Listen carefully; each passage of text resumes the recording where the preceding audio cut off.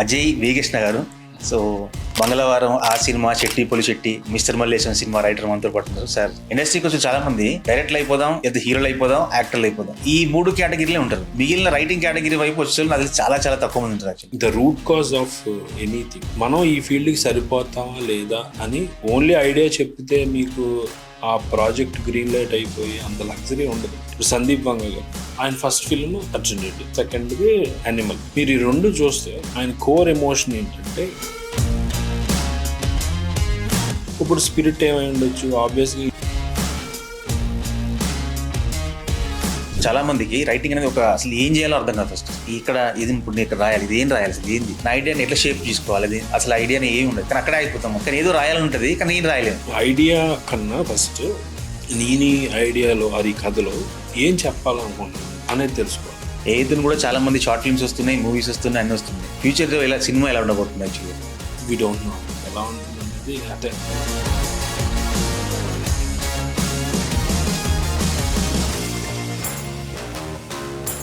ఇప్పుడు 49లో AMH test మరియు వీర్య విశ్లేషణ 999 రూపాయలు మాత్రమే. IVF ప్యాకేజ్ పై 20,000 రూపాయలు తగ్గింపు. ఉచిత కన్సల్టేషన్, ఉచిత అల్ట్రాసౌండ్ స్కాన్. అపాయింట్మెంట్ల కొరకు సంప్రదించండి 8977738819. 49 అంటే ఆనందం, 49 అంటే సంతోషం.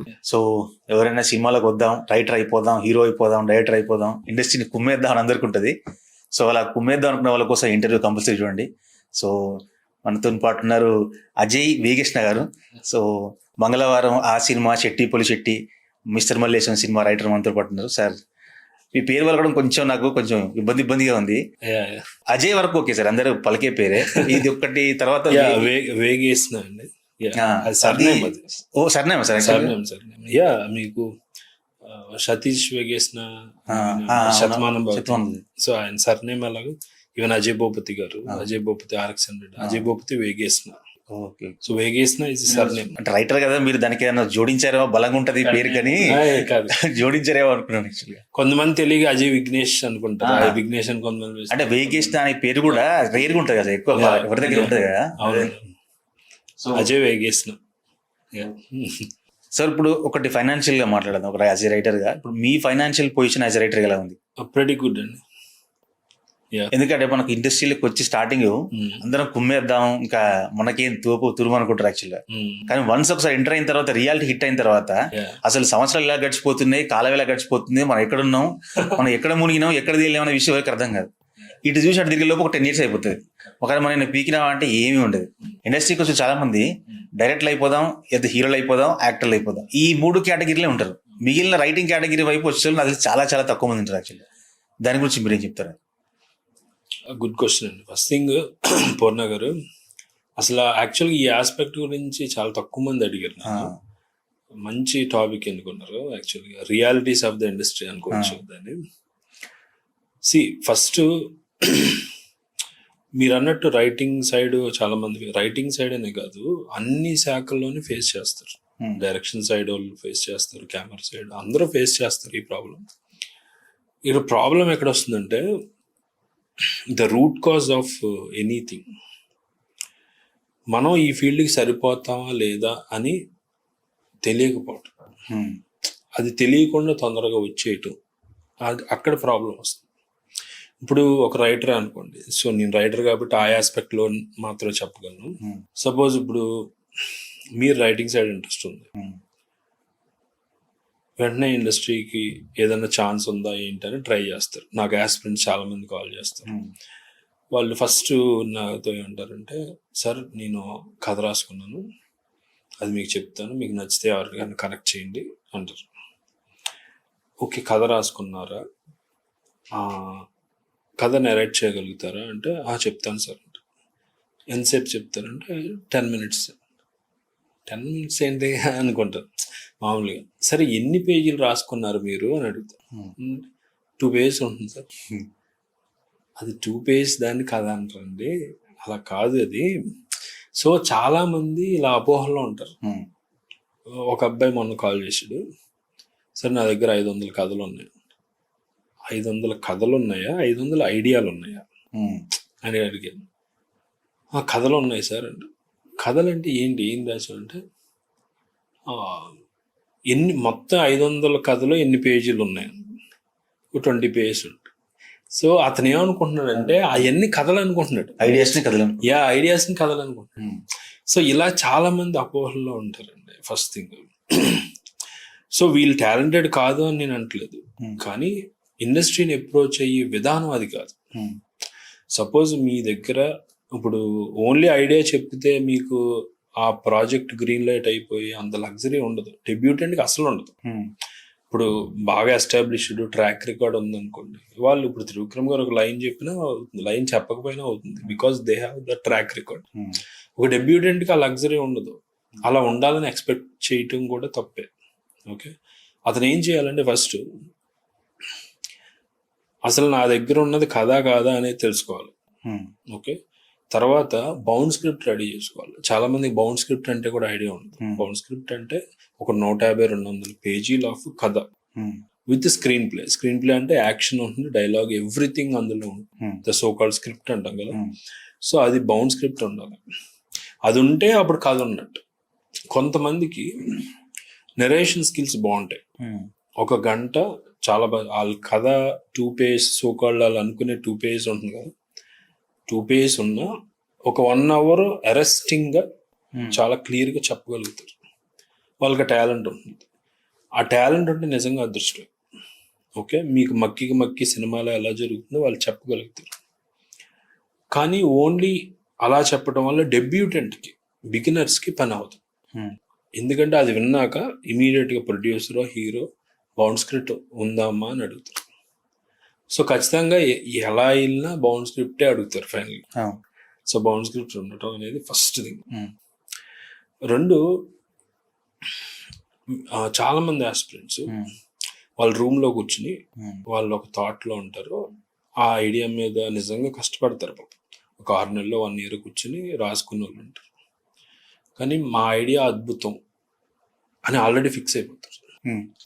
కానీ ఇండస్ట్రీ రియాలిటీలో అది మ్యాచ్ అవ్వకపోవచ్చు. సో అలాంటి వాళ్ళు ఫీడ్బ్యాక్ తీసుకోవాలి.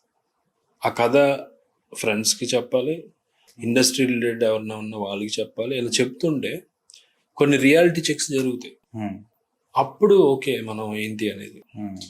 ఇంకోటి డెబ్యూటెంట్స్ చేసే బిగ్గెస్ట్ మిస్టేక్, ఫస్ట్ కదే ఒక ఫ్యాంటసీ, ఒక 100 కోట్ల సినిమా అలాంటిది రాసుకుంటారు. అలాంటి వాళ్ళు కూడా ఉంటారు. అది గ్యారంటీ నేను ఫస్ట్ చెప్తే ఇది నాని ఒప్పేసుకుంటారో లేదంటే ప్రభాస్ ఒప్పేసుకుంటారో అన్న. ఫస్ట్ ఫిల్మ్ ఎప్పుడు అలా ఉండకూడదు. ఎందుకంటే ఇప్పుడు ఒక ఫస్ట్ ఫిల్మ్ డెబ్యూటెంట్ అన్ని పెట్టే ప్రొడ్యూసర్ ఎవరు ఉంటారు కదండి. సో ఇది కూడా రియాలిటీ చెక్ జరగాలి. సో 1-2 పేజీలు కథ కాదు, ఒక 200 పేజీలు అన్న ఉంటే అది కరెక్ట్. 2, ఫస్ట్ సినిమా ఎప్పుడు కూడా మీది 100 కోట్లు 50 కోట్లు అట్లా వెళ్ళొద్దు. మీరు పెట్టుకోవటమే రియాలిటీ చెక్ లో 2 కోట్ల కదే రాసుకోండి, ఈజీ టు. అప్పుడు మీకు ప్రొడ్యూసర్స్ ఎక్కువ ఛాన్స్ ఉంటారు. ప్రొడ్యూసర్ దొరకలేదు కానీ 4 50 లక్షలు అలా వేసుకున్నా 2 కోట్లు అవుతుంది. అలా క్రౌడ్ ఫండింగ్ అని చేసుకోవచ్చు. అండ్ 3వది బిగ్గెస్ట్ థింగ్, మీ కథ నలుగురికి చెప్పండి. రియాలిటీ చెక్ జరుగుతుంది మీ కథ. చాలా మంది ఫోన్ చేసి అద్భుతం ఫస్టే అంటారు, నా దగ్గర ఒక అద్భుతమైన కథ ఉంది సార్. వాళ్ళ బిలీఫ్, నేను కాదన్ను వాళ్ళని అండర్ డిమీన్ చేయటం కాదు, కానీ అంతమంది 10 మందిలో 8 మంది ఇలా అనేవాళ్ళు నిజంగా అద్భుతంగా ఉండవు, 1-2 ఉంటారు నిజంగా. సో ఈ చెక్స్ చేసుకోవాలండి. ఇది industry point of view. Personal point of వ్యూలో అసలు ఆ వ్యక్తి రాయగలుగుతాడా లేదా అనేది చెక్ చేసుకోవాలి.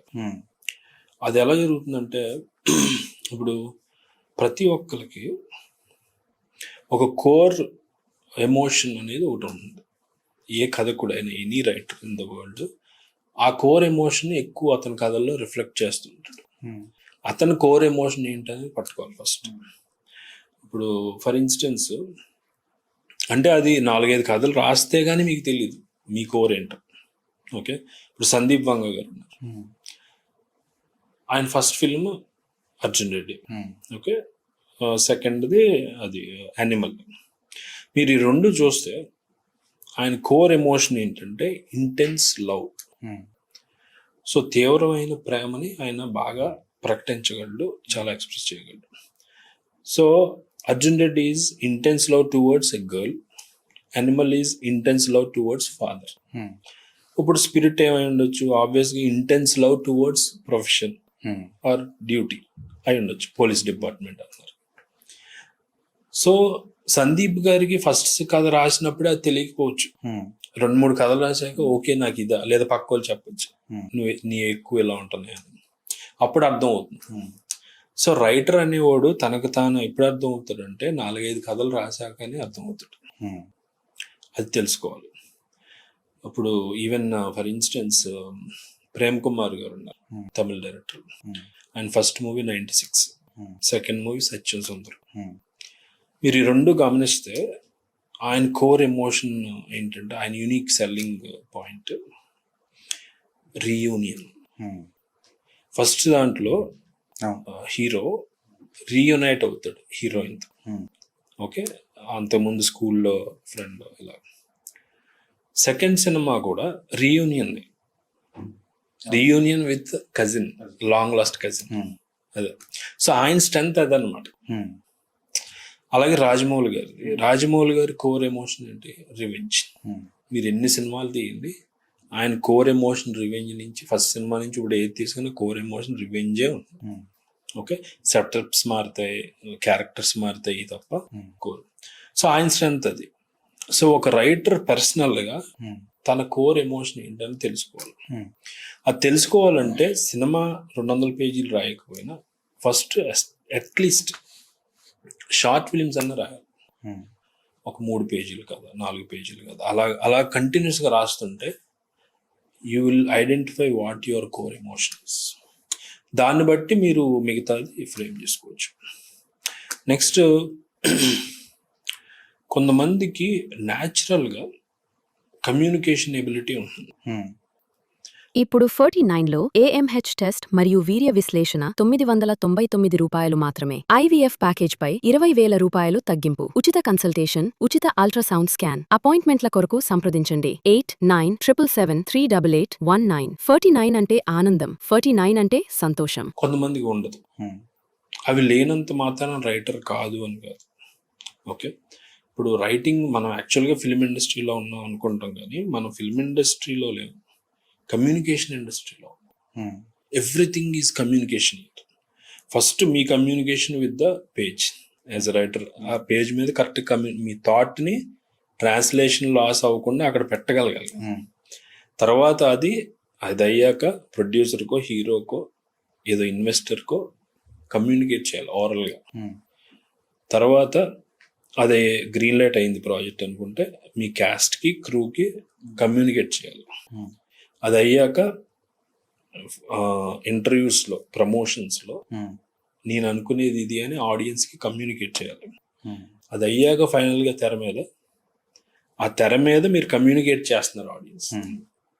అంటే ఒక రైటర్ ఆర్ మేకర్, సినిమా అనేది nothing but he's having conversation with the audience. So throughout communication ఉంది.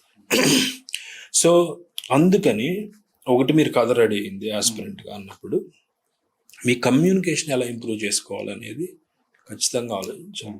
దాన్ని అందరికీ 10 out of 10 ఉండవు.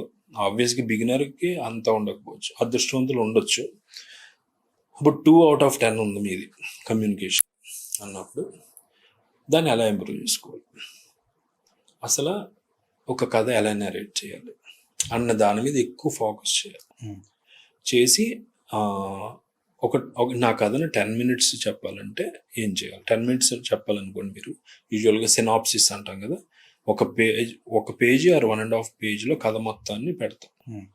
దాన్ని చెప్తే 10 minutes వస్తుంది యూజువల్గా.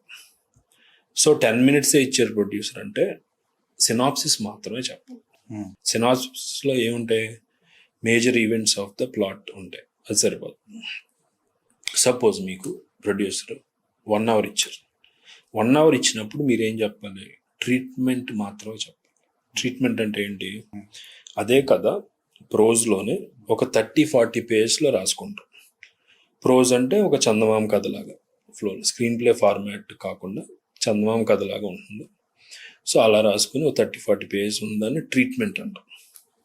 సో ట్రీట్మెంట్ 1 hour టైం ఇస్తే ట్రీట్మెంట్ మాత్రమే చెప్పాలి.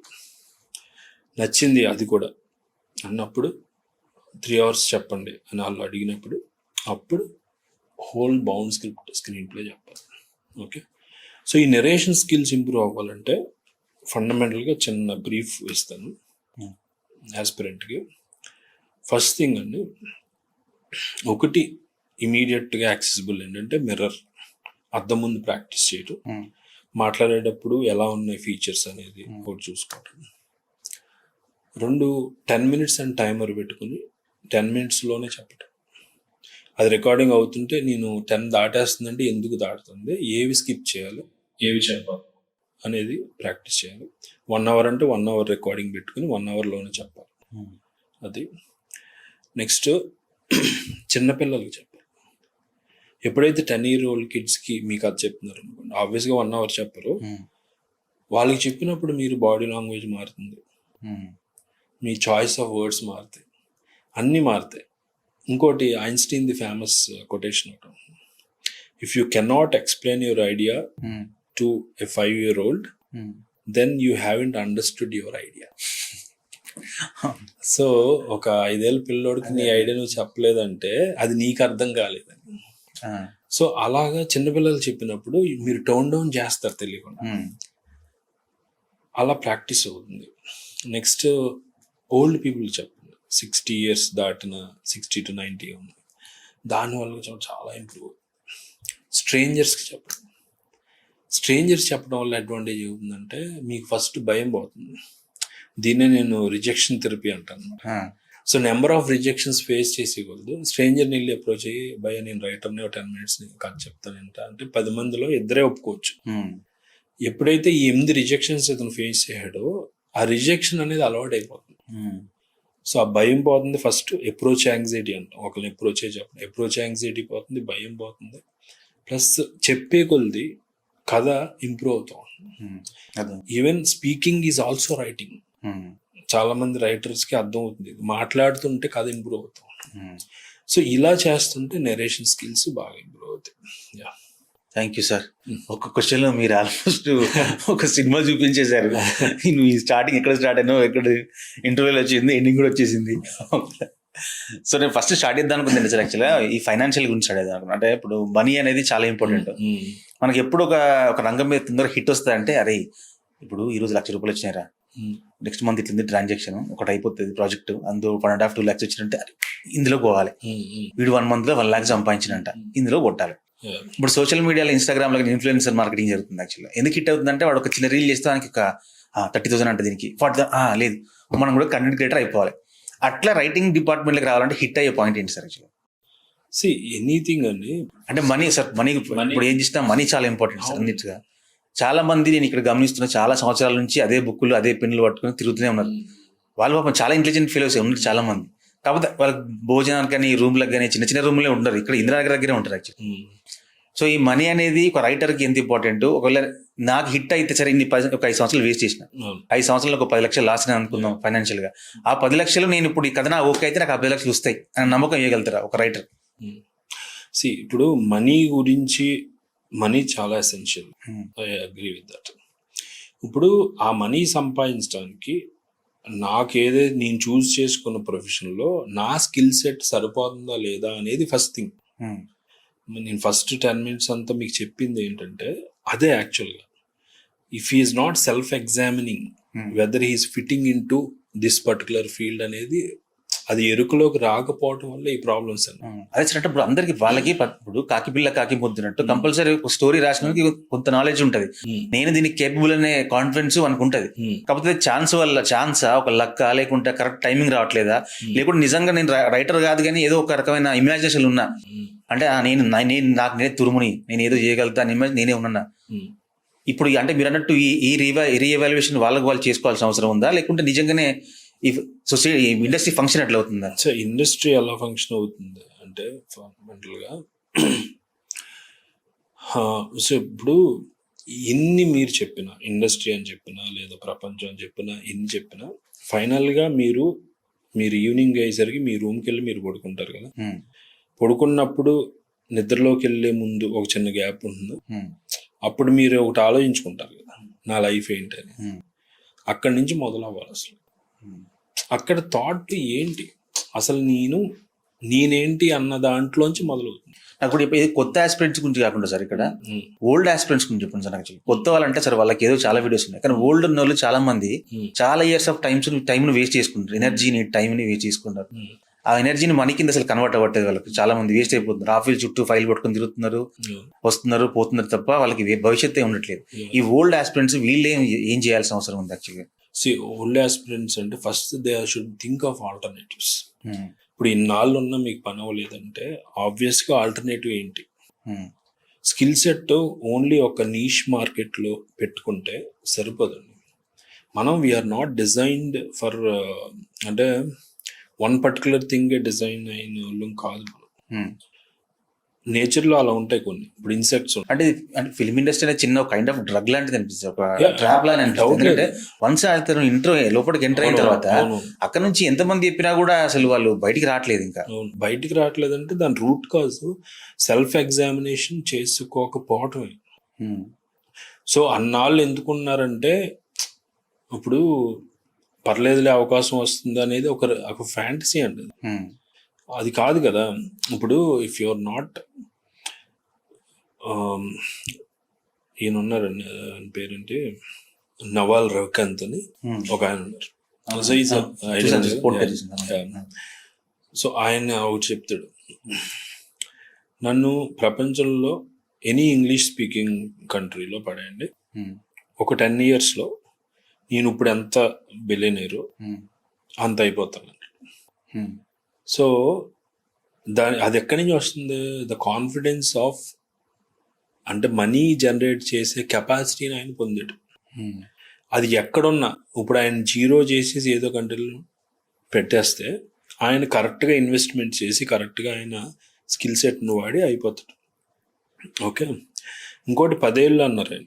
మీరు అబ్జర్వ్ చేస్తే టైం టేక్స్ మనీ. మీకు గెట్ రిచ్ క్విక్ అనేవి చాలా ప్రాబ్లమాటిక్ అండి. మీరు కోటీసులు అయిపోతారు 1 monthలో. సో అసలు మనీ అనేది టైం చాలా పడుతుంది. మీరు వారెన్ బఫెట్ అవ్వచ్చు, చార్లీ మంగర్ అవ్వచ్చు, the greatest of the financial ఇల్లు ఉన్నారు. వాళ్ళందరూ టైం అంటే money always comes in slow manner అని చెప్తారు అనమాట. సో నెక్స్ట్ థింగ్ మీరు అంటున్నారు కదా, వాళ్ళు సెల్ఫ్ ఎగ్జామినేషన్ చేసుకోవట్లేదండి. ఫస్ట్ థింగ్, వాళ్ళు రియాలిటీలో లేరు. ఓకే, రియాలిటీలో ఉన్నప్పుడే ఇది జరుగుతుంది. అండ్ మనీ ఒక్కటే అని పెట్టుకుంటే రాదండి. ఇట్స్ అబౌట్ నేనేం కంట్రిబ్యూట్ చేస్తున్నాను, నాకు దాని నుంచి ఏం వస్తుంది అంటే ఫస్ట్ నేను అని చూడాలి తప్ప వాట్ ఐఎమ్ కంట్రిబ్యూటింగ్ దట్. ఇప్పుడు అదే 24 hours సపోజ్ నెలకి ఒకరి శాలరీ ఏమో 1,00,000 ఉంటుంది, అదే నెలకి ఇంకొకరి శాలరీ 10 కోట్లు ఉండొచ్చు, CEO లాంటి. ఎందుకుంది? అదే టైం కదా. సో ఆయన మైండ్ ఎక్కడ పెడుతున్నాడో, ఆయన మైండ్ వల్ల ఏ రిజల్ట్స్ వస్తున్నాయి కంపెనీకి అన్నదాన్ని బట్టే కదా. సో వీళ్ళందరూ ఏదైతే ఓల్డ్ ఆస్పిరెంట్స్ 10 years నుంచి ఉన్నారు, 15 years నుంచి ఉన్నారు, బ్రేక్ అవ్వట్లేదంటే దే షుడ్ ఫైండ్ ఆల్టర్నేటివ్స్. అసలు ఆల్టర్నేటివ్ ఏంటి, నేనేం చేయగలను? ప్రతి వాళ్ళకి లోపల గిఫ్ట్ ఉంటుందండి. ఆ గిఫ్ట్ తెలుసుకోలేకపోవటం వల్లే ఈ ప్రాబ్లమ్స్ అండి. సో మీరు ఫిలిం ఇండస్ట్రీలో అవ్వట్లేదంటే మీరు బ్యాడ్ అని కాదు, మీకు టాలెంట్ లేదని కాదు, మీకు ఇందులో టాలెంట్ లేదేమో అంతే. మీకు ఇందులో వేరే దాంట్లో ఉంటుంది ఖచ్చితంగా.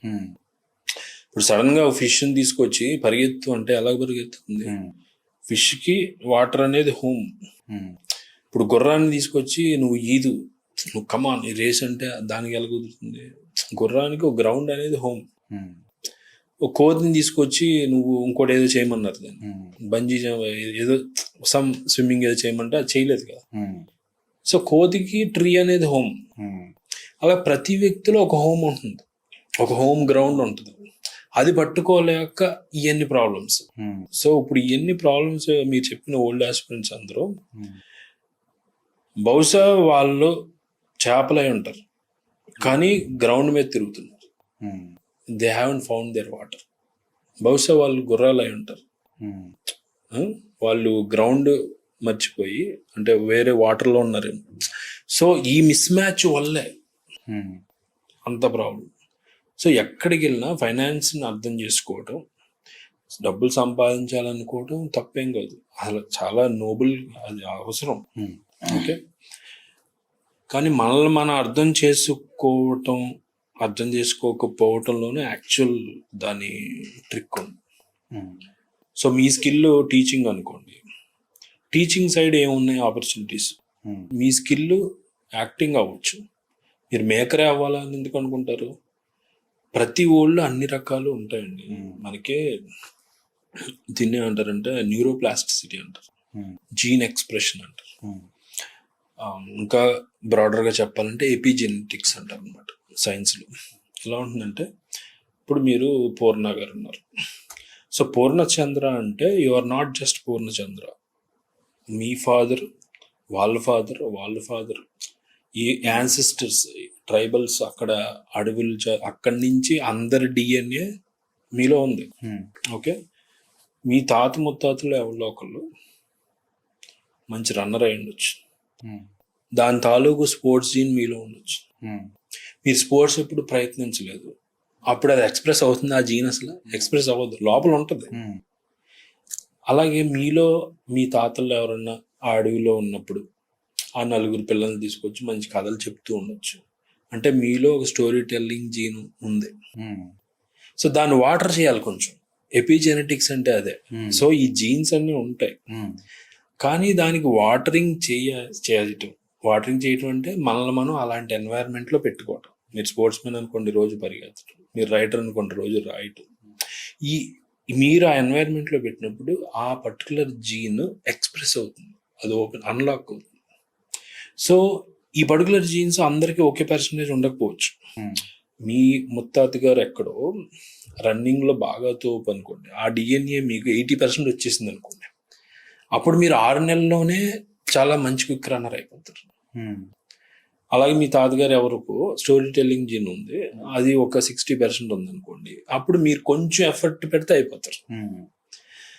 అలాగే మేబీ ఎవరిదో షెఫ్ జీన్ మీ దాంట్లో 10% ఉంది అనుకోండి, మీరు ఎంత చేసినా మీరు అందులో అవ్వట్లేదు. అంటే ఎఫర్ట్కి టైం పడుతుంది, కానీ ఆ టైం ఇచ్చే అంత లగ్జరీ మీ దగ్గర ఉంటే మీరు కూడా అవుతారు. So anybody can become anybody, but ఈ పర్సంటేజ్ ఏంటనేది మనకు తెలియదు. ఎప్పుడు తెలుస్తుంది? మనం ఇది ఒకటే నా ఫిల్మ్ ఇండస్ట్రీ మెయిన్ అని ఫిక్స్ అవ్వకూడదు. మనం అన్నీ ట్రై చేస్తుండాలి ప్యారలల్గా. కుదిరితే ఎప్పుడు ఎంత అవకాశం అంటే ఎప్పుడు పార్ట్ టైం జాబ్స్ బోల్డ్ ఉన్నాయి, ఈజీ. ఇప్పుడు ఇదివరకు చిన్నప్పుడు మనం అమెరికాలో అలా ఉంటాయంట, పార్ట్ టైం చేసుకుంటారంట అని వినేవాళ్ళం. ఇప్పుడు చూస్తే ఇప్పుడు ఊరికే ఈవినింగ్ 6 to 10 ఒకటి ఏదో చేయటానికి కూడా అవకాశం ఉంది. సో ఇలాగ మనకి మనం రకరకాల పెయింటింగ్, ఇదో అదో రకరకాల యాక్టింగ్ ఇవన్నీ పెట్టుకుంటే ఆ ఎపిజెనెటిక్స్ యాక్టివేట్ అవుతాయి పర్టికులర్ జీన్. అది చెయ్యట్లేదు. ఇప్పుడు బటర్ఫ్లై స్టక్ ఇన్ విండో లాగా మనం చాలా సార్లు చూస్తాం. బటర్ఫ్లై ఆ విండోలో స్టక్ అయిపోయి, అది ఒక అద్దాల విండో ఉంది. సో దాని ప్రపంచం కనిపిస్తుంది కానీ అది విండో అని తెలియదు పాపం, గ్లాస్ విండో అని. మనం ఎప్పుడైనా చూసినప్పుడు అరే పాపం తెలియట్లేదు, దాన్ని పట్టుకుని ఇలా పక్క వేస్తే ఇది అలాగే స్టక్ అయిపోయారు అందరూ.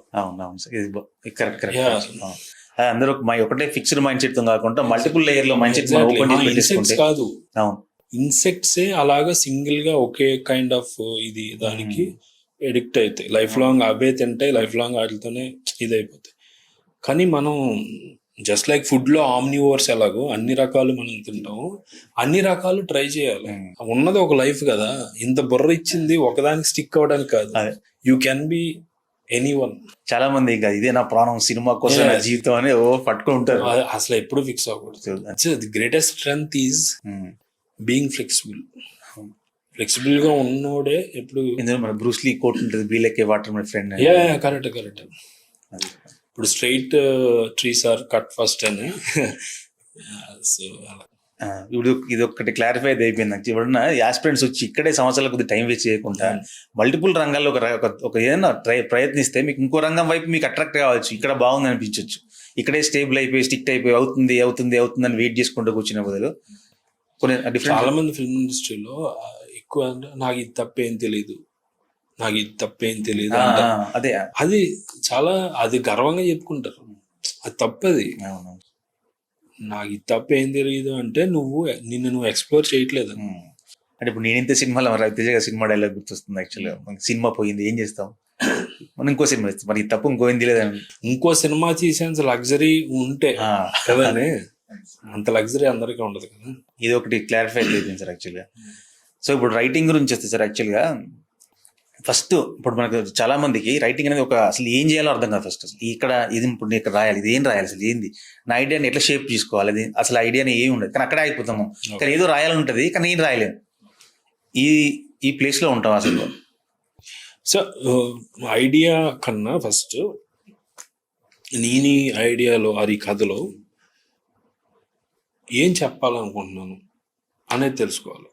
ఓకే, అంటే నా కోర్ ఎమోషన్ ఆఫ్ ద ఒక స్టోరీ ఏంటి అనేది తెలుసుకోవాలి.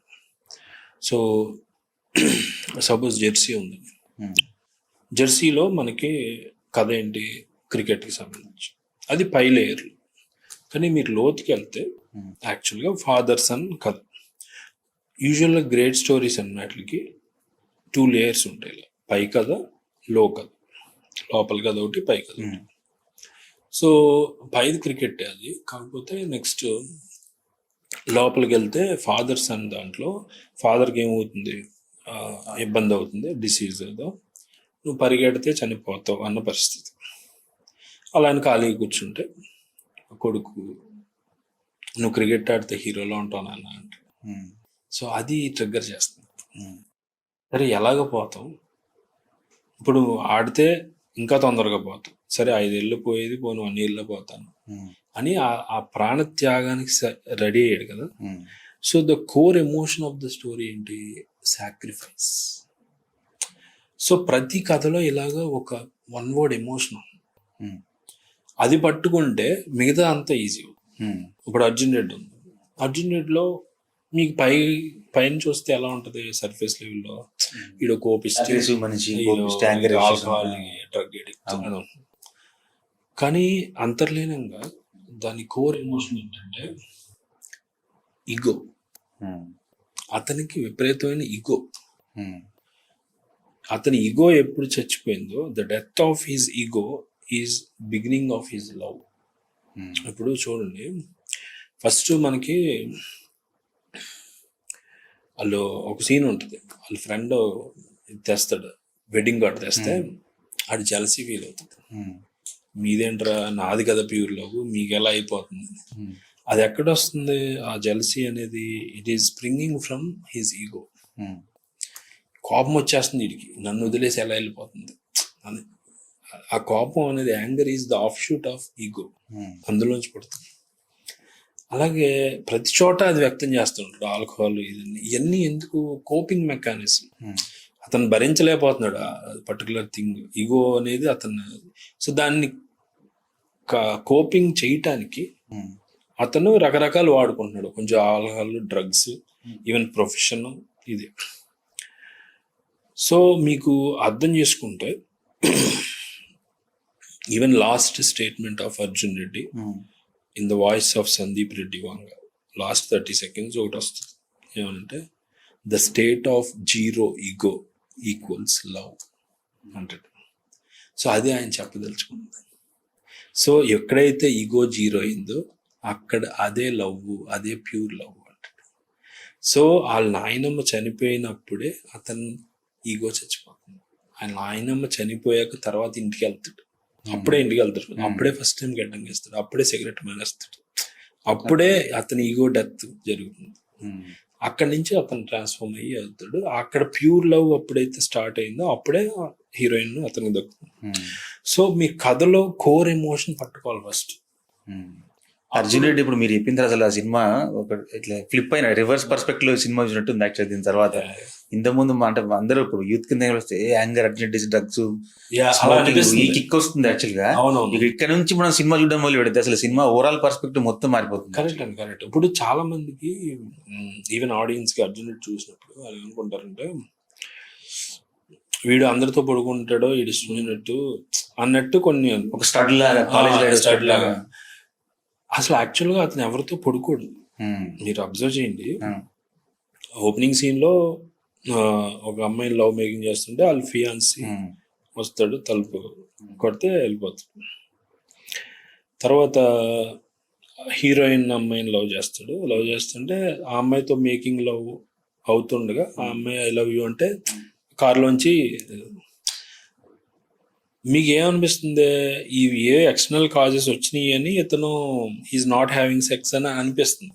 అది కాదు, he's finding an excuse to escape having sex అన్నమాట. అది మేజర్ థింగ్.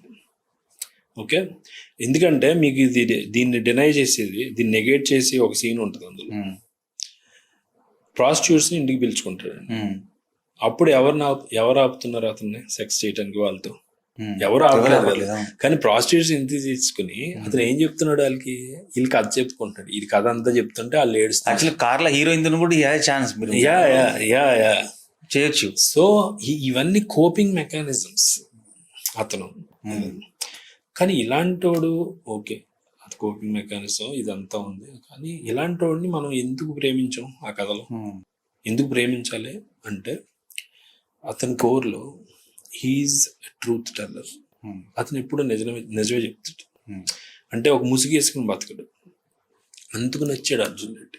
వీటి గురించి కాదు, పైన సినిమా చూసి వాళ్ళకి ఆ ముద్దులు అంట కదా ఆల్కహాల్ అనుకుంటారు. అది కాదు, హీఈస్ ఎ ట్రూత్ టెల్లర్. అతను ఫస్ట్ ఓపెనింగ్ సీన్లో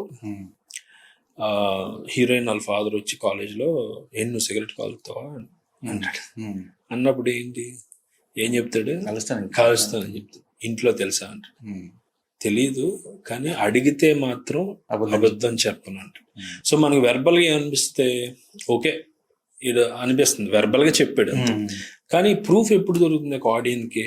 ఈడు ఎంత దూరం వెళ్తాడు, నిజం చెప్పటం అనే దాంట్లో ఎంత దూరం వెళ్తాడు అనేది మనకు జస్టిఫై అయినప్పుడు మనకు లైకబిలిటీ టువర్డ్స్ క్యారెక్టర్ పెరుగుతుంది. సో వీడు ఒక టైంలో ఎడిక్ట్ అయిపోయాడు డ్రగ్స్కి, ఆల్కహాల్కి. అలాగే సర్జరీలు చేస్తుంటాడు ఆల్కహాలిజంతో. చేస్తున్నప్పుడు అరెస్ట్ చేస్తారు. అదే ఇది జరుగుతుంది కదా, ఆడి మీద కేసు ఇదంతా జరిగినప్పుడు ఒక హౌస్ కోర్ట్ సీన్ ఉంటుంది. జడ్జి అడుగుతుంది. సో అడుగుతున్నప్పుడు లాయర్ ఏమంటాడు, ప్రియదర్శి క్యారెక్టర్, ఒక్క అబద్ధం చెప్పరా, నీ ప్రొఫెషన్ సేవ్. వాళ్ళ అన్నయ్య కూడా, వాళ్ళ బ్రదర్ కూడా, నువ్వు ఒక్క అబద్ధం చెప్పరా బాబు చాలు. వీళ్ళందరూ బతిమాలుకుంటారు అబద్ధం చెప్ప. కానీ అక్కడ ఏం చెప్తాడు, నిజమే చెప్తాడు. అందుకు నచ్చుతాడు మనకు అర్జున్ రెడ్డి. ఏది వదిలేసుకుంటున్నాడో, అతనికి జీవితంలో రెండే ఇష్టం. ఒకటి ప్రీతి, రెండు అతని ప్రొఫెషన్. ప్రీతి వెళ్ళిపోయింది. ఇప్పుడు నిజం చెప్తే ఈ ప్రొఫెషన్ కూడా పోతుంది. కానీ అతను అబద్ధం చెప్పలేదు అని చెప్పాడు. సో ఈ క్యారెక్టర్ని అర్థం చేసుకోవాలి. వీటిలోంచి కథలు పడతాయి, ఆ పర్సనాలిటీలోంచి. సో మీరు అడిగిన క్వశ్చన్కి, so first one word emotion of the story ఏంటి అని రాసుకుంటే అక్కడి నుంచి ఆ కథ ఐడియా ఏంటి, దీనికి ఎలాంటి క్యారెక్టర్ పెట్టచ్చు, దీంట్లోంచి ఇంకేంటి, అలా ఎక్స్పాండ్ అవుతుంది. ఇంకోటి ఇప్పుడు కథ రాసుకున్నప్పుడు స్టోరీ మనం లైన్ స్టార్ట్ చేసినప్పుడు మనం అంటే మా ఫ్రెండ్ నాకు స్టోరీ చెప్పినప్పుడు పబ్లిక్ ఇక్కడ బాగా నచ్చుతారా, ఇది ఇక్కడ నచ్చుతుంది, ఇది వాళ్ళకి ఇది నచ్చుతుంది, ఇది వీళ్ళకి ఇది నచ్చుతుంది, ఈ బిట్ ఈ మాస్ ఆడియన్స్ కోసం పెడుతున్నావు అంటే స్టోరీ రాసుకున్నప్పుడు ఆ స్టోరీ నీ కోసం రాసుకుంటున్నావా, పబ్లిక్ కోసం రాసుకుంటున్నావా? ఈ రెండు రకాల స్టోరీ రాసుకున్నావు. ఈ రెండు ఏది ఇంపార్టెంట్? రూలే ఉండదండి. ఫస్ట్ మీరు అడిగిన నా కోసమే నేను రాసుకుంటా అనే వాళ్ళు ఉంటారు, వాళ్ళని ఆర్టియర్స్ అంటారు. ఆర్టియర్స్ అంటే they are the authors of their film అనమాట. ప్రతి మూమెంట్లోని ప్రతి దాంట్లోని వాళ్ళ సిగ్నేచర్ ఉంటుంది. వాళ్ళు ఎలా చెప్పాలనుకున్నారో అలాగే చెప్తారు. ఇంకొకళ్ళు ప్రేక్షకుల కోసం ఓకే ఇక్కడ ఇలా పెడదాం, ఇలా ఒక టెంప్లెట్ ఉంటుంది కదా, అది కూడా తప్పేం కాదు. ఓకే, కాకపోతే ఈ కేటగిరీస్ అంతే. ఇంకో మూడో కేటగిరీ ఉంటారు, వేర్ వాళ్ళకి కావాల్సింది చెప్తారు. 60%, 40% ఇది కూడా యాడ్ చేస్తారు కమర్షియల్. ఏది తప్పు కాదు, యాజ్ లాంగ్ యాజ్ మీ సినిమా ఆడియన్స్ని ఎంగేజ్ చేసేంత వరకు ఏ విధానం కూడా తప్పేం. ఇప్పుడు మీకోసం మీరు రాసుకున్నారండి, ఓకే. ఇప్పుడు 49లో AMH టెస్ట్ మరియు వీర్య విశ్లేషణ 999 రూపాయలు మాత్రమే. IVF ప్యాకేజ్ పై 20,000 రూపాయలు తగ్గింపు. ఉచిత కన్సల్టేషన్, ఉచిత అల్ట్రాసౌండ్ స్కాన్. అపాయింట్మెంట్ల కొరకు సంప్రదించండి 8977738819. 49 అంటే ఆనందం, 49 అంటే సంతోషం. ఎంత మీరు టాలెంటెడ్ అయినా, ఎంత మీకోసం మీరు రాసుకున్నారన్నా, అది ఆడియన్స్కి నచ్చుతుందని గ్యారంటీ లేదు. ఓకే, మీ టేస్ట్ మ్యాచ్ అయితేనే మీరు గొప్పవాళ్ళు. ఇప్పుడు అర్జున్ రెడ్డి ఉంది ఆర్ కబీర్ సింగ్ అని, సందీప్ వంగ గారు అద్భుతమైన క్రాఫ్ట్స్మెన్. ఓకే, మనకి అది అర్థమైంది సినిమాలతో. కానీ మనకి ఎందుకు కనెక్ట్ అయిందో మనకే తెలీదు. ఆయన టేస్ట్ మనకు కనెక్ట్ అయింది కాబట్టి ఆయన గొప్పడు. క్రాఫ్ట్స్మెన్ అయ్యుండి ఆడియన్స్తో కనెక్ట్ లేదనుకోండి, అప్పుడు ఆయన మనకి ఓకే అప్పుడు ఏదో ఫ్లాప్ సినిమా వచ్చింది అనుకుంటాం తప్ప మన సినిమాని ఇంత డీప్గా చూడం. సో ఇండివిజువల్గా రాసుకోండి, కానీ మీ ఆడియన్స్కి మీ టేస్ట్ మ్యాచ్ అవుతుందా లేదా అనేది సినిమా రిలీజ్ వరకు తెలియదు. ఆ రిస్క్ తీసుకోవాలి ఖచ్చితంగా. సో ఓన్లీ సినిమాలు బిజినెస్ కోసం రాస్తారా? ఓకే, అలా 200 సినిమాలు ఇయర్కి రిలీజ్ అయితే 180 సినిమాలు అలాగే చేస్తారు సోకాల్ మీరు, కానీ అవట్లేదుగా. సో 3వ కేటగిరీ ఉంది కదా, కొంచెం 50% ఇది, 50% నాది, 50% అది కూడా. అదే నాకు అందుకే అనిపిస్తుంది మీరు అర్జున్ రెడ్డి టాపిక్ తీసారు కాబట్టి. సందీప్ రెడ్డి వంగ ఏంటంటే ఎంత ఆయనకు ఆ సబ్జెక్ట్ మీద, ఆ కథ మీద ఇది నేను చెప్పాలి అని పిచ్చి ప్యాషన్ ఉంది కాబట్టి సినిమా అంతా వైల్డ్ గా లేస్తుంది. అవును, మనం పబ్లిక్ కోసం ఈ మసాలా యాడ్ చేద్దాం, ఇది యాడ్ చేద్దాం, అదే అసలు పబ్లిక్ ఆ మసాలా అవసరం లేదా అని కూడా మనకి తెలియదు యాక్చువల్లీ. కానీ మనం పోతా ఉంటాం, సక్సెస్ రేట్ కూడా చాలా తక్కువ అనిపిస్తుంది యాక్చువల్గా ఈ ఇందులో చూసినప్పుడు. వేరే వాళ్ళు ప్యాషన్ పెట్టరు అని కాదు. ఇప్పుడు సందీప్ గారి అర్జున్ రెడ్డి రిలీజ్ అయిన ఇయర్లోనే కనీసం ఇంకో 200 సినిమాలు వచ్చినాయి కదా. అందులో మిగతా వాళ్ళు ప్యాషన్ పెట్టలేదని కాదు, వాళ్ళ ప్యాషన్ ఆడియన్స్ కి మ్యాచ్ అవ్వలేదు అంతే. ఈయనది మ్యాచ్ అయ్యింది, అది ప్యూర్ లక్. ఖచ్చితంగా సందీప్ రెడ్డి గారు ఈజ్ ఎ గ్రేట్ రైటర్, అందులో డౌటే లేదు. Is a great writer with a good year. ఆయనకి చెవి చాలా అద్భుతమైన మ్యూజికల్ సెన్స్. అది ఎలా వచ్చింది అంటే, అది ఆయన చిన్నప్పటి నుంచి మ్యూజిక్ వింటున్నారు, ఆ మ్యూజికల్ సెన్స్ ఉంది, అందులోంచి వచ్చింది. అందులోంచి ప్లస్ ఆయన మ్యూజిక్ టేస్ట్ మనకి నచ్చింది, అది మర్చిపోకూడదు. మ్యూజిక్ టేస్ట్ చాలా మంది ఉంటారు, కానీ అది మనకి నచ్చాలి. అసలు ఫస్ట్ ఆల్బమ్ మారుమోగిపోయింది అసలు Arjun Reddy, even animal. So అద్భుతమైన రైటర్ విత్ గుడ్ ఇయర్. అలాగా ఇప్పుడు రాము గారు ఉన్నారు, ఆయన దర్శకులు ఎందుకు అయ్యారు? ఆయనకి హ్యూమన్ బిహేవియర్ని అబ్జర్వ్ చేసే గుణం ఉంది చిన్నప్పటి నుంచి. ఆయన చాలా ఇంటర్వ్యూలో చెప్తుంటారు, ఆయన ఏంటంటే ఆయనకి బుల్లీస్ అంటే ఇష్టం. బుల్లీస్ అంటే స్కూల్లో వేరే వాళ్ళని ఏడిపిస్తూ ఉంటారు, అలా ఆట పట్టిస్తూ ఉంటారు, అలాంటి బుల్లీస్ అంటే ఆయనకి ఇష్టం. ఎందుకు ఇష్టం అంటే ఆయన స్టడీయింగ్ దట్ సైకాలజీ ఇష్టం చిన్నప్పటి నుంచి. సో చిన్నప్పుడు స్కూల్లో బుల్లీస్ని అబ్జర్వ్ చేసి ఆయన ఎక్కడి వరకు వచ్చాడు, ముంబైలో గ్యాంగ్స్టర్స్ని అబ్జర్వ్ చేశాడు.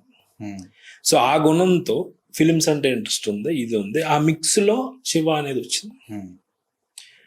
అలాగా సో చాలా మంది ఆస్పిరెంట్స్ చేయింది ఏంటంటే, మీ లోపల పర్సనాలిటీ ఏంటి అండ్ ఆడియన్స్కి అది మ్యాచ్ అవుతుందా లేదా అనేది తెలియదు. అది ప్యూర్ గేమ్ ఆఫ్ లక్. అది every film is just game of luck అండి.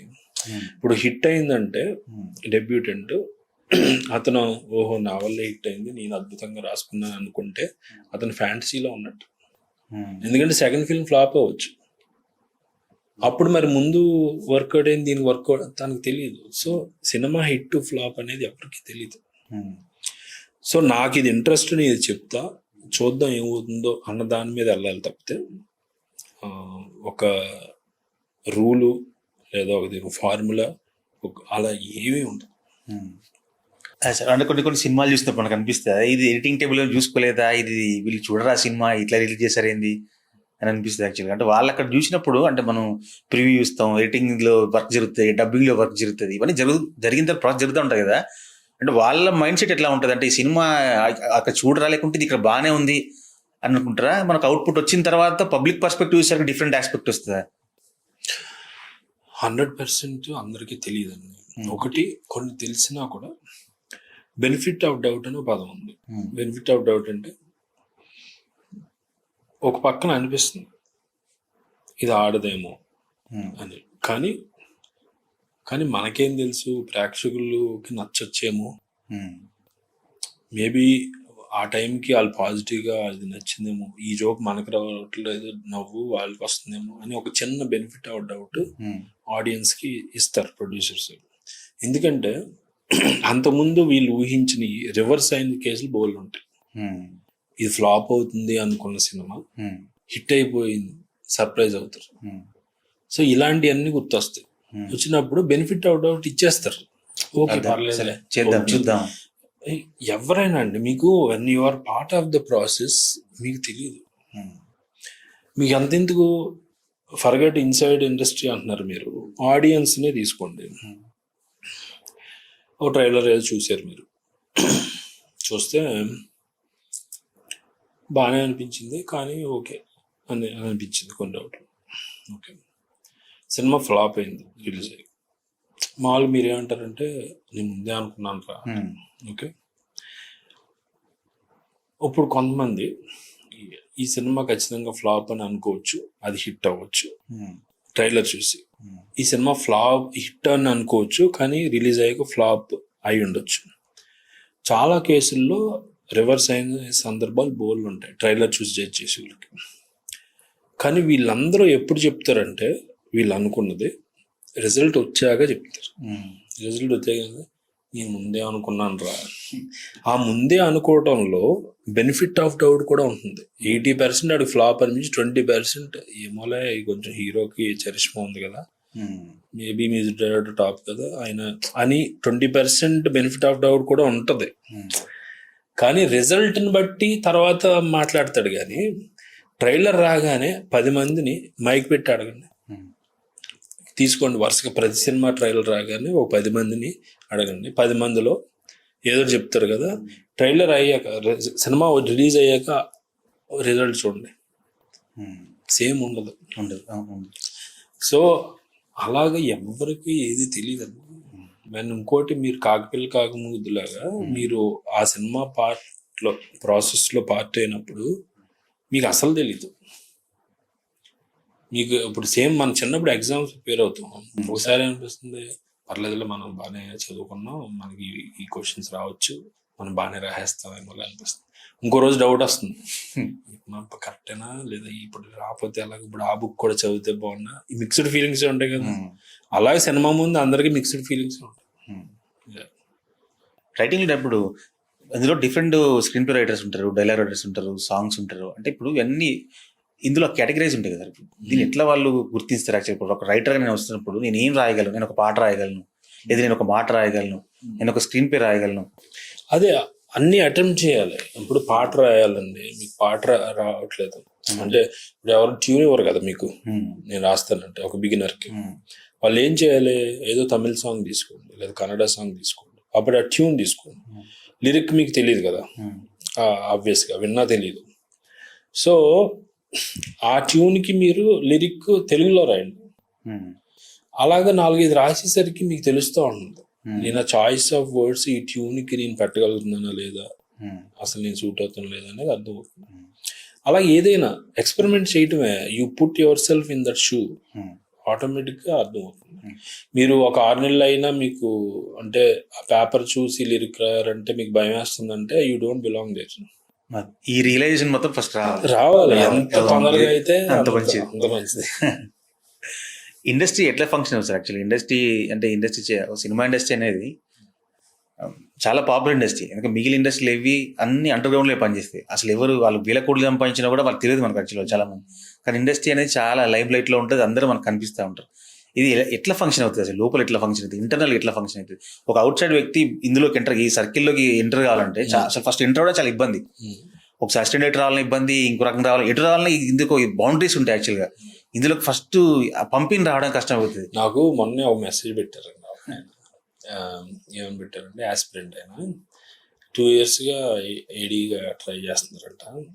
2 yearsగా ట్రై చేస్తున్నానండి, అవ్వట్లేదు నాకు, అసలు ఏడీగా ఛాన్స్ రావట్లేదు, అసలు ఏంటో అర్థం కావట్లేదు అని పెట్టి ఆ లాస్ట్ ఒకటి ఏం మెసేజ్ పెట్టారంటే, సార్ ఐ థింక్ ఇండస్ట్రీలో డైరెక్టర్ అవటమే ఈజీ ఏమోనండి, ఏడీ అవటం కన్నా డైరెక్టర్ అవటమే ఈజీ అనేమో, ఏడీగా మటుకు అసలు దొరకట్లేదు అన్నట్టు రియాలిటీ. అది ఐ అగ్రీ. కాకపోతే ఇప్పుడు ఇండస్ట్రీలో ఎంట్రీ చూసి ఇప్పుడు ఆర్జీవి గారు ఒక చాలా ఫేమస్ చాలాసార్లు చెప్పారు, ఇండస్ట్రీ అనేది ఒక ఎంటిటీ కాదు, ఎవరికి వాళ్ళు ఇండివిజువల్గా పనిచేస్తారు, మీ అందరూ ఒక గేట్ లోపల ఉండి అలా ఉండదు అంటారు. అది ట్రూ ఫ్యాక్ట్. అలా ఏమి ఉండదు. మీకు అన్నపూర్ణ స్టూడియోసే ఇండస్ట్రీ అని కాదు. ఆ వాచ్మెన్ రాలేదంటే ఇండస్ట్రీ నన్ను గెంటేసింది అది కాదు. ఫస్ట్ ఆ రియాలిటీ చెక్ చేసుకోండి. ఇప్పుడు ఇండస్ట్రీలోకి ఎంటర్ అవటం అంటే ఇప్పుడున్న టూల్స్తో రిలేటివ్గా ఈజీ. ఎందుకంటే మనకి సోషల్ మీడియా ఉంది, యూట్యూబ్ ఇవన్నీ ఉన్నాయి. ఇప్పుడు మీరు యాక్టరే అనుకోండి, ఇప్పుడు యాక్టర్ అన్నప్పుడు మీ పర్టికులర్ ఈ రీల్స్ పెట్టచ్చు, కంటిన్యూస్గా పెడుతుంటే మీకు ఫాలోవర్స్ పెరిగారంటే that itself is a proof that they are engaged with your content, with your acting. So ఆ రీల్ పెట్టిన ఇప్పుడు చాలా మంది ఇన్ఫ్లుయెన్సర్స్ ని తీసుకుంటున్నారు కదా. ఇప్పుడు మన మా ఇంటి బంగారంలో ఆవిడ చేశారు, సమంత గారి ఫ్రెండ్ ఇన్ఫ్లుయెన్సర్, అద్భుతంగా చేశారు అంతకు ముందు సూర్యకాంత్ క్యారెక్టర్. సో అలా ప్రూవ్ చేసుకోవచ్చు. ఓకే, అండ్ మీరు రైటింగ్ సైడ్ అవ్వాలనుకోండి, మీకు ఎప్పుడు కూడా డైరెక్ట్ నాకు రాజమౌళి ఏడి అయిపోవాలి, లేదంటే త్రివిక్రమ్ దగ్గర అసిస్టెంట్ రైటర్ అయిపోవాలి అని పెట్టుకోకండి. అది ఫ్యాంటసీ. అది ఓకే, ఎక్సెప్షనల్గా ఎప్పుడన్నా అదృష్టం తగిలితే జరగవచ్చేమో. అది పక్కన పెట్టి రియాలిటీలో చూస్తే షార్ట్ ఫిల్మ్స్ అనేది చాలా మంది ఫోకస్ చేయరు. ఇప్పుడు షార్ట్ ఫిల్మ్స్ ఉన్నాయి పర్సంటేజ్ తగ్గింది అంతే, ఉన్నాయి. అయితే ఇప్పుడు ఏంటంటే, ఇప్పుడు మీరు రైటర్ అవ్వాలనుకుంటున్నారు, డైరెక్టర్ త్రివిక్రమ్ గారు ఎవరు కాదు, వేరే సందీప్ గారు ఎవరో మీకు ఛాన్స్ దొరకదు. మీరు యూట్యూబ్కి వెళ్ళి బెస్ట్ షార్ట్ ఫిలిమ్స్ ఇన్ 2025 లేదా బెస్ట్ షార్ట్ ఫిల్మ్ ఇన్ 2026 అని కొడితే వస్తాయి కదా, తెలుగు షార్ట్ ఫిల్మ్స్ కొడతాయి. అందులో 2-3 ఆటలు సెలెక్ట్ చేసి ఆ డైరెక్టర్ ఎవరు, ఆ రైటర్ ఎవరు కనుక్కొని, ఇప్పుడు సోషల్ మీడియా కనుక్కోవటం ఈజీ కదా, వాళ్ళ పూర్తి పేరు కూడా ఉంటుంది అక్కడ. అది కొడితే వాళ్ళ సోషల్ మీడియా హ్యాండిల్ వస్తుంది, వాళ్ళకి ఒక డిఎం చేయండి, ఒక పర్సనల్ మెసేజ్, ఇలాగ నాకు రైటింగ్ సైడ్ ఇంట్రెస్ట్ ఉంది, మీ షార్ట్ ఫిల్మ్ చూసా, నాకు నచ్చింది, మీరు నెక్స్ట్ చేసేదానికి నేను ఏ విధంగా హెల్ప్ అయినా నేను ఓకే, ఈవెన్ కెమెరాలు మోయటానికైనా నాకు రెడీ, ఫిజికల్ ల్యాబర్ అయినా పర్లేదు, కానీ I want to see and observe the work అని పెట్టండి. ఎప్పుడూ కూడా మనం అవతలోళ్ళకి ఏం కంట్రిబ్యూట్ చేస్తాం అనేది చెప్పాలి తప్ప నాకు ఛాన్స్ ఇవ్వండి ఎందుకు ఇస్తారు? ఇప్పుడు సందీప్ గంగా గారు ఉన్నారు ఏడీగా, అంటే నీకేం వచ్చు నువ్వేం తీసావంటారు కదా, మీరు ఎలా యాడ్ ఆన్ అవుతారు అనేదే కదా మెయిన్. అంతేగాని నేను వెళ్ళి నేర్పుతా అంటే మీ ఓన్ రిలేటివ్ వారు ఏదన్నా అయితే జరుగుతుంది తప్ప యూజువల్గా జరగదు కదా. సో నేను కంట్రిబ్యూట్ చేయడానికి రెడీగా ఉన్నాను అని 10 మందికి చెప్పాలి, అడగాలి. అప్పుడు 10 మందికి డిఎం చేశారండి, అలాగా ఎవరో ఒకరు రెస్పాండ్ అవుతారు.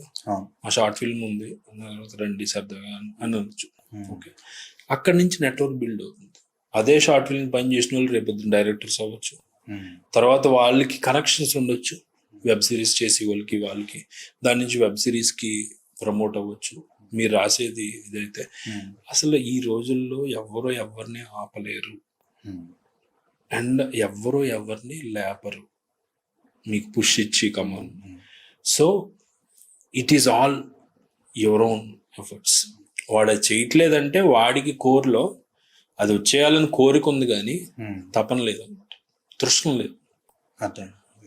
సో వాంట్స్ నీడ్స్ అని ఉంటాయండి ప్రతి. వాంట్ అంటే కోరిక ఉంది, కానీ వాంట్ ఎప్పుడు తీరుతుంది? మీకు నీడ్ ఫుల్ఫిల్ చేస్తేనే ఆ వాంట్ తీరుతుంది. సపోజ్ ఒక వ్యక్తి ఉన్నాడు, వాడు వెయిట్ లాస్ అవ్వాలనుకుంటున్నాడు అనేది కోరిక అనుకుంటున్నాడు, కానీ దాని నీడ్ ఏంటి?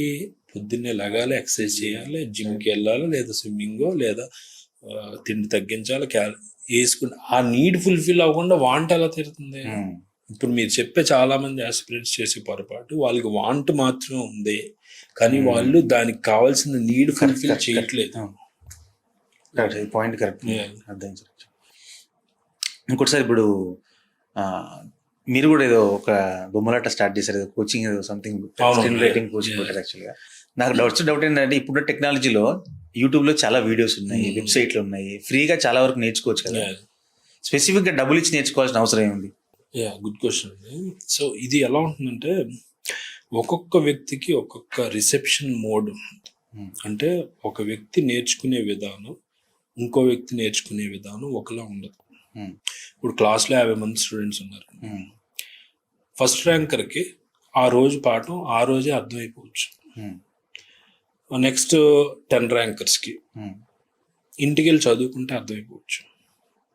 నెక్స్ట్ 10th ర్యాంక్ నుంచి 20th ర్యాంక్ వాళ్ళకి ట్యూషన్కి వెళ్తే కానీ అర్థం కాకపోవచ్చు. ఇన్ని మోడ్స్ ఉన్నాయి. అంటే ఒకళ్ళకి పుస్తకంతో ఎక్కేయచ్చు, ఒకళ్ళు డైరెక్ట్గా గురుముఖత గురువు చెప్తే గానీ ఎక్కకపోవచ్చు, ఒకళ్ళు సెట్లో నేర్చుకుని డైరెక్టర్తో పని చేస్తే కానీ అర్థం కాకపోవచ్చు. సో ఇన్ని ఉన్నాయి. సో అన్ని ఉన్నప్పుడు not everybody's IQ is the same. మీరు అనే దాంట్లో చూస్తే ఇప్పుడు సందీప్ వంగ గారు, నాగశ్విన్ గారు, ఈవెన్ సాహో సుజిత్ గారు, వీళ్ళందరూ కూడా ఫిల్మ్ మేకింగ్ కోర్స్ చేసిన వాళ్ళు. సందీప్ గారు 4 ఏళ్ళు చేశారు. ఆయన డాక్టర్ అది అయ్యాక ఫిజియోథెరపీ ఆస్ట్రేలియా వెళ్ళి 4 years ఫిల్మ్ మేకింగ్ కోర్స్ చేశారు. నాగశ్విన్ గారు న్యూయార్క్లో ఫిల్మ్ మేకింగ్ కోర్స్ చేశారు. సుజిత్ 50 షార్ట్ ఫిల్మ్స్ తీసాడు. ఆయన 50 షార్ట్ ఫిల్మ్స్ తీసాక కూడా చెన్నై వెళ్ళి ఫిల్మ్ మేకింగ్ కోర్స్ చేసి వచ్చి తర్వాత సినిమా తీసాడు. వీళ్ళందరూ ఎందుకు చేస్తున్నారు? వీళ్ళకి ఇంటెలిజెన్స్ లేదా? వాళ్ళ క్రాఫ్ట్స్మెన్ కాదా? ఎందుకు?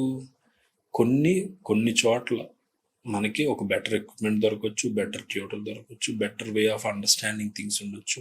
ఇప్పుడు 49లో AMH టెస్ట్ మరియు వీర్య విశ్లేషణ 999 రూపాయలు మాత్రమే. IVF ప్యాకేజ్ పై 20,000 రూపాయలు తగ్గింపు. ఉచిత కన్సల్టేషన్, ఉచిత అల్ట్రాసౌండ్ స్కాన్. అపాయింట్మెంట్ల కొరకు సంప్రదించండి 8977788819. 49 అంటే ఆనందం, 49 అంటే సంతోషం. ప్రాక్టికల్ గా చేయటం అవ్వచ్చు, బోల్డ్ ఆస్పెక్ట్స్ ఉంటాయి, అలా తీసి పడేది.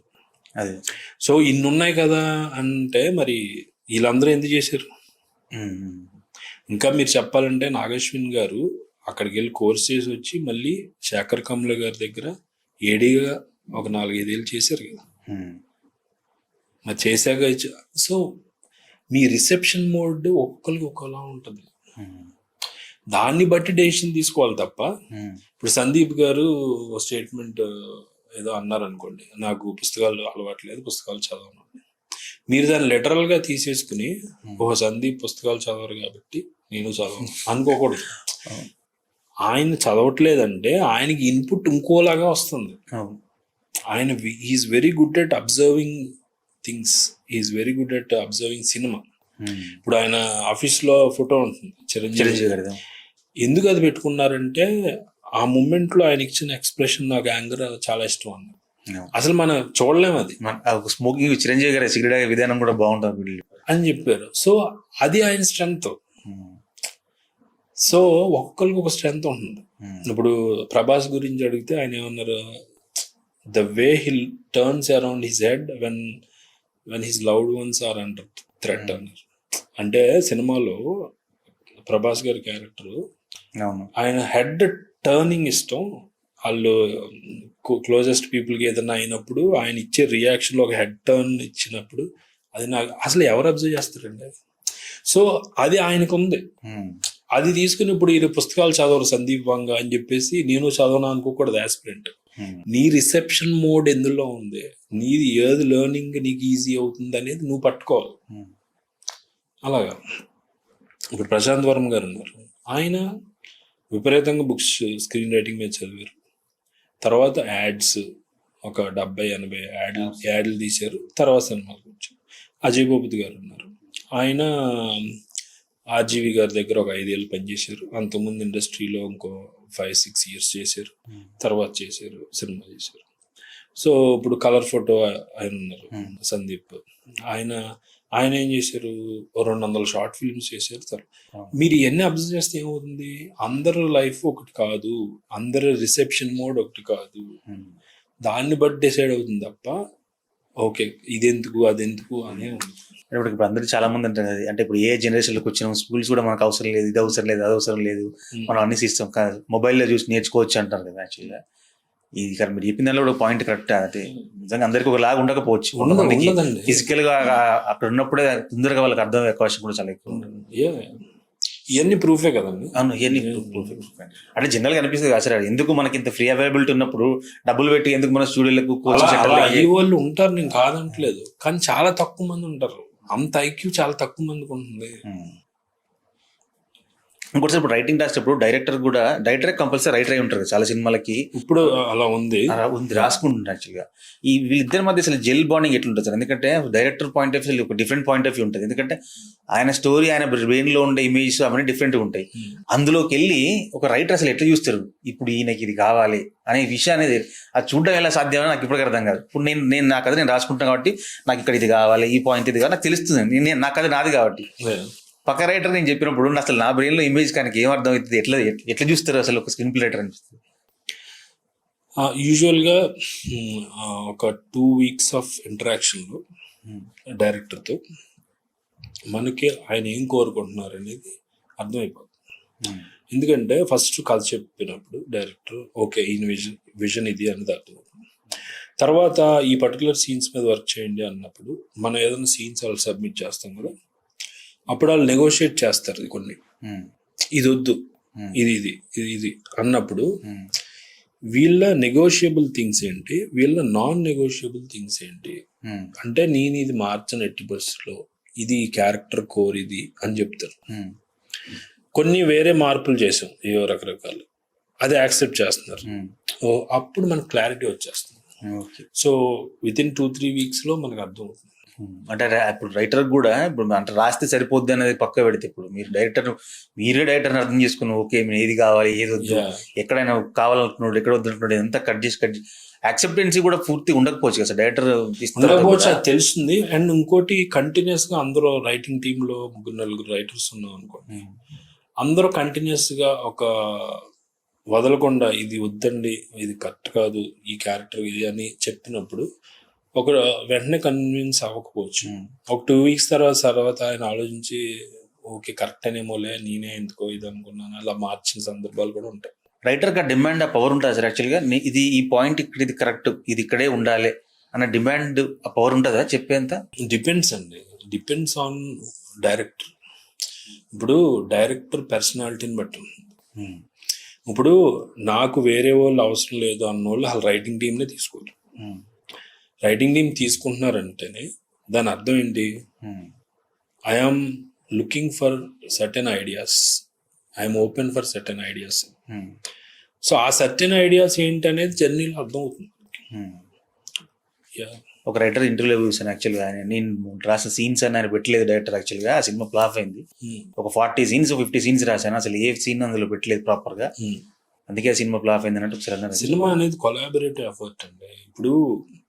ఇప్పుడు ఆ రైటరే వేరే సినిమాకి పెట్టినవి కూడా ఫ్లాప్ అయి ఉండొచ్చు. ఓకే, ఒక సినిమాకి ఎంతో మంది ఎఫర్ట్ పెడతారు. స్టోరీ టెల్లర్ అంటే ఓన్లీ డైరెక్టర్ కాదు, writer is a story teller, cameraman is a story teller, okay, editor is a story teller, costume designer is also a story teller. అందరూ వాళ్ళ డిపార్ట్మెంట్స్తో కథ చెప్తున్నారు.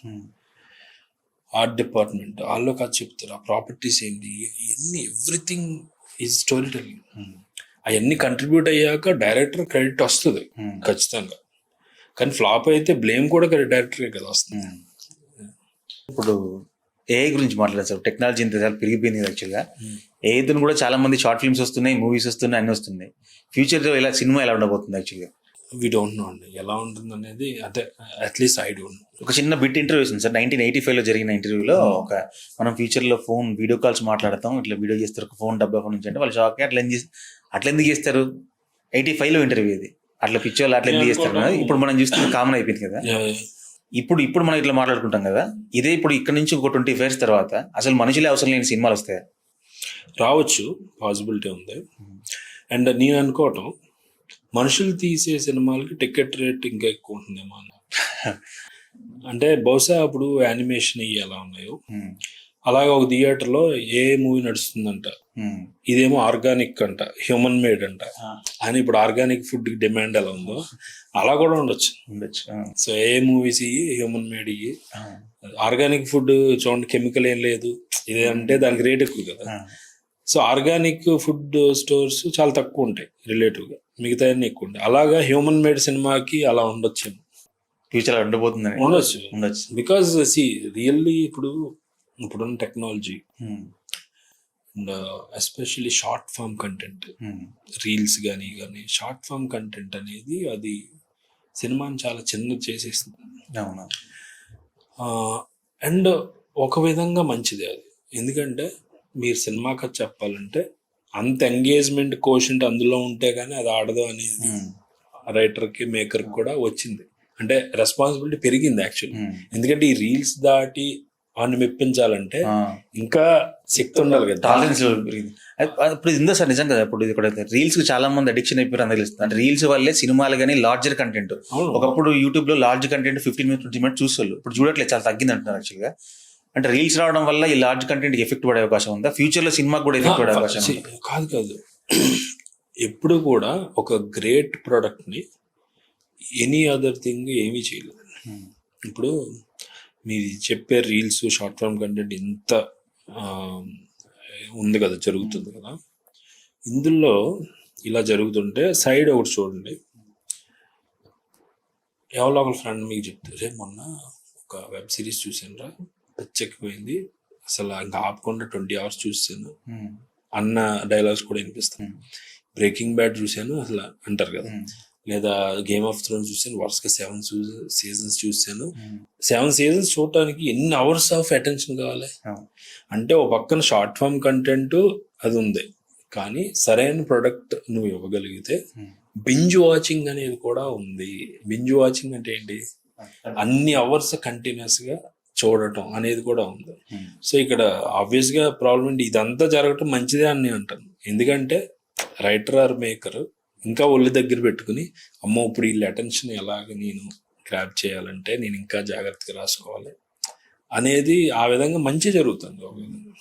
అండ్ ఇంకోటి మీరు చూడండి, ఒక విధంగా డెమోక్రటైజ్ అయింది క్రియేటివిటీ అనేది, డెమోక్రటైజ్ అయింది. అంతకుముందు సినిమాకో పుస్తకానికో పరిమితం అయింది. ఇప్పుడు నా రూమ్ లో ఉన్నా నాకు టాలెంట్ ఉంది, ఇప్పుడు కపుల్ వీడియోస్ కొన్ని ఉంటాయి, వాళ్ళు ఎంత మంచి జోక్స్ క్రియేట్ చేస్తున్నారు. సో వాళ్ళ క్రియేటివిటీ ఇప్పుడు అందుకే ఇన్ఫ్లుయెన్సర్స్ అనే వాళ్ళు మినీ స్టార్స్ లాగా అయిపోయారు. ఫ్యూచర్ లో స్టార్స్ ఉండకపోవచ్చు, ఎందుకంటే because democratisation of this whole system మంచిదే. ఎనీథింగ్ ఈజ్ గుడ్ అండి. సార్ మీరు బొమ్మలాట ప్రొడక్షన్ స్టార్ట్ చేశారు, ఒకసారి దాని గురించి చెప్పండి. అసలు ఏంటి, మీరు రైటర్ గా నుంచి ఇటు ప్రొడ్యూసర్ గా మారారు, ఏంటి అసలు? సో బొమ్మలాట అనేది ఫస్ట్ నుంచి నా ఒక ప్యారలల్ ప్యాషన్ అండి, రైటింగ్తో పాటు. రైటింగ్ టీచింగ్ ఈ రెండు నాకు బాగా ఇష్టం చిన్నప్పటి నుంచి. సో రైటింగ్ సైడ్ ఈ టైప్ ఉన్నాను, టీచింగ్ సైడ్ బొమ్మలాట అనమాట. బొమ్మలాట ఛానల్ ఒక యూట్యూబ్ ఛానల్ ఒక ఎత్తు అయితే, where we do technical interviews with craftsmen, workshops and lot of ఇలాంటివి చేస్తాం అనమాట. అంటే ఆస్పిరెంట్స్కి making side or writing side వచ్చే వాళ్ళకి ఈజీ టు అండర్స్టాండ్ ఫార్మాట్లో ఒక సినిమాని ఎలా అర్థం చేసుకోవాలి, ఒక సినిమాని ఎలా చూడాలి అన్న దాంట్లో లాట్ ఆఫ్ కోర్సులు అవి జరుగుతుంటాయి. అందులో భాగంగా ఒక స్టూడెంట్ రాసిన కథ నాకు నచ్చి, సో అది నేను ప్రొడ్యూస్ చేస్తాను అనమాట. అదే దాంతో బొమ్మలాట ప్రొడక్షన్స్ ఇప్పుడు ఇది షూట్లో ఉంది. ఎలా ఉంది సార్ ఇప్పుడు? అంటే ఒక turn into writer to turn into producer అనేది, అంటే మీకు ఆ షిఫ్టింగ్ ఎలా అనిపిస్తుంది ఇప్పుడు సడన్ గా? ఎందుకంటే బర్డెన్ ఎక్కువ ఉంటుంది మీకు యాజ్ అ రైటర్ గా. మీకు ఏమనిపిస్తారు ఇప్పుడు? మీకు స్క్రిప్ట్ నచ్చింది, ఓకే, షూట్ చేసినప్పుడు మీరు అందులో లేదు ఇది ఇక్కడ అది ఎక్కడ, ప్రొడ్యూసర్ బ్రెయిన్ వస్తుందా అంటే అందులోకి? లేదు ఇక్కడ బడ్జెట్ ఎట్లా వేద్దాం అంటే నాకు స్క్రిప్ట్ నచ్చింది కాబట్టి నేను అది చేస్తాను కదా. సో నాకు పెద్దగా అలాంటివి ఏం లేదు, అంటే నాలో రైటర్ వచ్చేసి అలా అంత అంటే మధ్యలో ఎక్కడ ఉంటాయి కదా సార్ మనకు? అది లేదు. అంటే హీఈస్ స్టూడెంట్, నాకు 3-4 years నుంచి అతను లాంగ్ అసోసియేట్ ఉంది as a student for me. So అతని యాటిట్యూడ్ తెలుసు, అన్ని తెలుసు, అండ్ అతని క్రాఫ్ట్స్మెన్షిప్ తెలుసు. సో సినిమా గురించి ఏమైనా కొంచెం మాకు చెప్పగలుగుతారా? థ్రిల్లర్ అండి, థ్రిల్లర్ ఎక్కువ చెప్పలేను. ఇప్పుడు టైటిల్ ఏమన్నా అనుకున్నా సార్? అది కూడా చెప్పలేదా? Okay sir, thank you.